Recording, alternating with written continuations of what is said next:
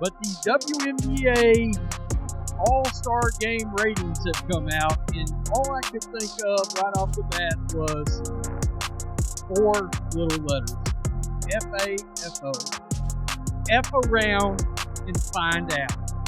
You bleep around and find out what this league looks like without Caitlin Clark being involved in your biggest events. A staggering 40% ratings collapse. That's the brutal reality the WNBA faces after its All-Star Game numbers dropped. This isn't just a decline, it's a freefall. To put it bluntly, the League Showcase event drew fewer viewers than a typical regular season matchup featuring Caitlin Clark. The warning signs were clear, but the league chose to sideline its biggest star, and now the fallout is impossible to ignore. What we're witnessing is not just a dip in interest, but the beginning of a financial crisis that could define the league's future.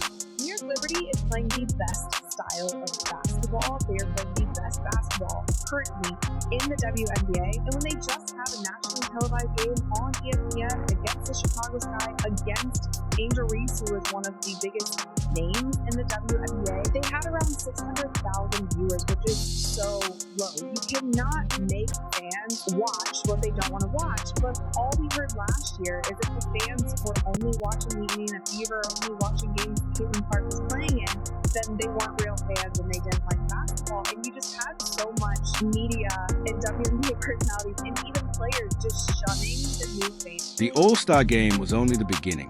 What should have been the WNBA's crown jewel, its grand showcase of talent, barely scraped past 2 million viewers, a humiliating outcome that confirmed the league's worst fears. But the crisis runs even deeper. Since Caitlin Clark's absence, Indiana Fever broadcasts have seen their ratings crash by over 53%. This isn't a dip, it's a mass exit. The casual fans didn't just tune out, they switched the WNBA off entirely, plunging the league into a darkness of its own making. Fever Sky tickets dropped 71% on TickPick after Caitlin Clark injury. The get-in price for the Chicago Sky versus Caitlin Clark's Indiana Fever game was $86. After Caitlin Clark's injury announcement is now down to $25. And you Angel Reese fangirls who still believe and think that Angel Reese is the reason why people are watching the WNBA. Since y'all want to make it about race, this white girl over here is the reason why fans are tuning in to watch the WNBA. But the TV ratings were just a digital ghost of the problem. The real-time financial bleeding was happening in arenas where fans were voting with their wallets. The most damning evidence came from a scheduled game between the Indiana Fever and the Chicago Sky. Before Clark's injury, the cheapest ticket to get in the door was a respectable $86. The moment her injury was announced, that same ticket plummeted to just $25, a 71% drop in value overnight. This wasn't a theory anymore. It was cold, hard cash. The so-called Caitlin Clark effect was a measurable financial force. And without her, the market didn't just cool off, it evaporated. You see, this is exactly what we were talking about. WNBA All-Star ratings are in for 2025, and it is down 40%. 40% from last year. That's bad. That is really bad. We already watched the ticket prices drop by more than 50% because Caitlin Clark was not playing. This is bad news for the WNBA. So check this out. The game on June 7th, the tickets were originally $86. Same seat, now $25. After her injury announcement, 71% drop in price. Over 70% drop in price. Because she's not going to win the game. So how did the league end up in this mess? It wasn't just one injury. It was a result of a season-long, self-inflicted wound. From the start, a strained hostility brewed inside the WNBA. Instead of embracing the surge of millions of new viewers drawn in by Caitlin Clark, certain players and media voices dismissed them as not real fans. Rather than welcoming the tidal wave of attention, they chose to gatekeep it, alienating the very audience that was packing arenas and shattering ratings. Now, those so-called fake fans are gone, and the league is left staring at empty seats, wondering what happened. The truth is simple. The fans didn't disappear. They just went where they were wanted. if you consult the graph that I've just posted here, you'll see that nobody is watching the WNBA. That's the reason why the WNBA isn't making... Oh, sorry, I missed a few of them. So this is the reason why the WNBA isn't making any money, and they're not getting paid. It gets worse. As the league pushed away its new fans, a far more dangerous problem was unfolding on the court. Its stars were dropping like dominoes. Caitlin Clark was the first, but she wasn't the last. Angel Reese was soon sidelined. Then Sydney Colson. Then Lexi Hull, injured on a play that looked completely avoidable. At some point, it stopped looking like bad luck and started resembling a disturbing trend. More and more voices are now pointing in the same direction. The officiating. This season's refereeing has been called sloppy at best, reckless at worst. Missed calls, ignored cheap shots, and unchecked dangerous plays have left players exposed, and the league's biggest names paying the price. Given Clark's unprecedented star power, her being confined to the Fever's Gainbridge Fieldhouse sidelines was always going to impact ratings, and she was actually there. It was her team. And the fans sent a clear message. Person who really put all the blame is Catherine. Yes.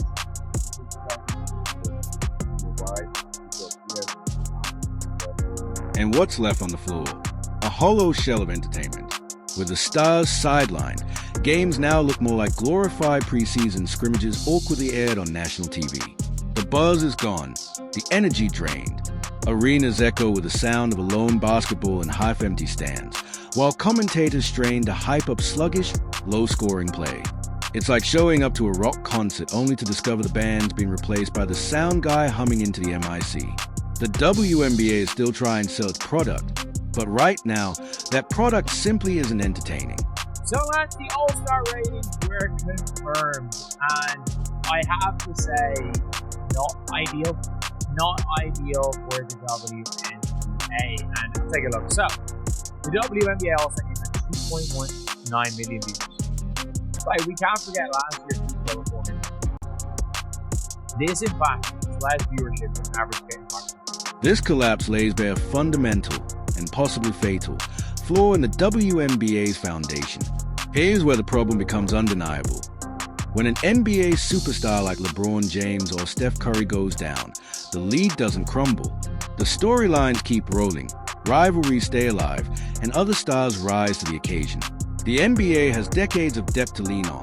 The WNBA, by contrast, built its entire 2024 resurgence on the backs of just one or two names.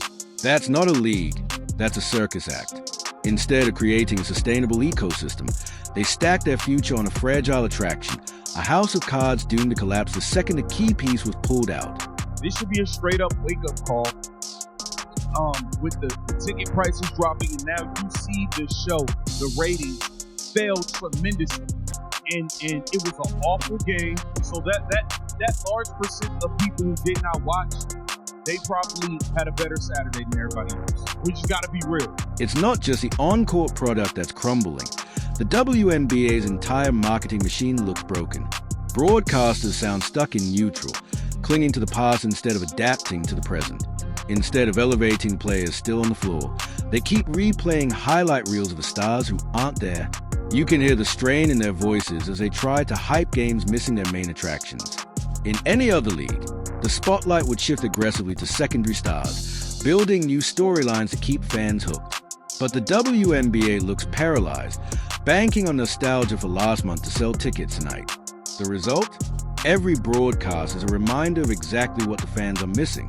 The three-point contest or the All-Star game, both of which she was planning to do because of a groin injury. This goes right to the Indiana Fever management and leadership as well. Better know whatever consequences the WNBA suffers from Caitlin Clark not being around, as will you. The silence is deafening, especially online. What was once a non-stop stream of viral highlights, heated debates, and meme-worthy moments has gone dead quiet. The digital buzz is gone. Engagement on official posts has collapsed, And the tone of conversation has flipped from hype to frustration, complaints about bad officiating, dull games, and the league's stunning decline. Brands don't just buy ad space, they buy relevance and cultural conversation. And right now, the WNBA has neither. What's left is a digital ghost town, haunted only by memories of how alive it used to be. I'm not going to ignore, nor am I going to take my eyes off of what transpires in the WNBA over the next 2 weeks while Caitlin Clark is out. Quadstraight. It's all building toward the league's ultimate nightmare, a postseason and championship that barely anyone outside the hardcore fan base even notices. Picture it. A trophy hoisted in front of scattered applause, the so-called pinnacle of the sport reduced to background noise. What should be the league's crowning moment risks passing without a ripple in the wider sports world. And this isn't just about lost revenue from one down year, it's about cultural irrelevance. The WNBA's grand finale could end up like a tree crashing in an empty forest, a hollow echo heard by no one.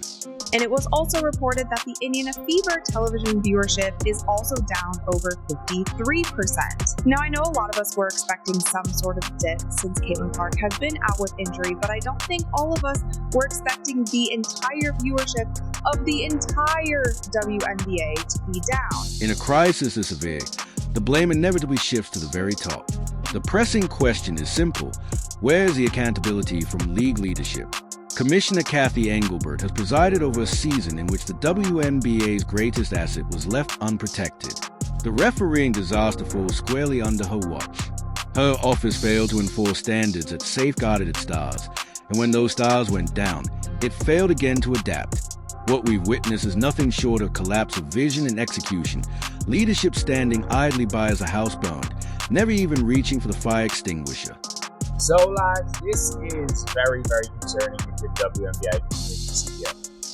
It is the worst possible thing that can happen, is the ratings coming out. It is the worst possible thing, because you cannot work on the assumption anymore that the league's TV deal is going.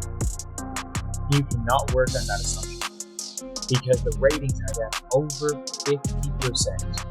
Fever games are down 53% with Clark out, and it's only national televised games. As bad as this collapse looks on its own, the timing makes it catastrophic. The WNBA is heading into negotiations for its next media rights deal, the deal that was supposed to be its golden ticket, a franchise-altering payday. Riding the wave of the Caitlin Clark effect, the league was prepared to demand $1 billion. They were holding a royal flush. Now, after this ratings disaster, they are walking into the room with nothing. The leverage is gone. The networks have seen the numbers. That billion-dollar dream is up in smoke. And with it, the league's financial growth could be stalled for the next decade. The WNBA now stands at a terrifying crossroads. The empty seats don't lie. The ratings don't lie. The gamble that the league was bigger than one player has failed in every measurable way. They dismissed the warnings, alienated their new lifeblood, and failed to protect the stars who pulled them back from irrelevance. And the real question isn't whether the WNBA can limp through this season. It's whether those millions of fans who came for a once-in-a-generation phenomenon will ever return. Because once the magic is gone, once the audience's trust is broken, it's almost impossible